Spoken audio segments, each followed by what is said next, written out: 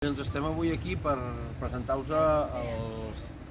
els candidats número 3, 4 i 5 que m'acompanyaran a la llista juntament amb el David Sala, que ja vam presentar fa uns dies.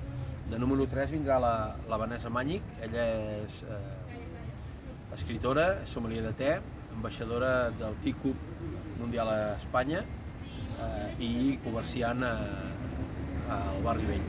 De 4 vindrà l'Alberto Martín de Vidal Ritoré. Ell és periodista i una persona de tota la vida d'aquí a Girona. I de 5 ve l'Alice Amador. Ella és cambrera professional i és hondurenya. Nosaltres presentem una candidatura renovada, jove, amb moltes ganes de treballar per Girona, i oferim als gironins i a les gironines un projecte pensat, ideat des de Girona i per Girona. Tenim moltes ganes de treballar per aquesta ciutat i el nostre objectiu màxim és millorar la qualitat de vida dels gironins i fer de Girona una ciutat amable, neta, segura i sostenible.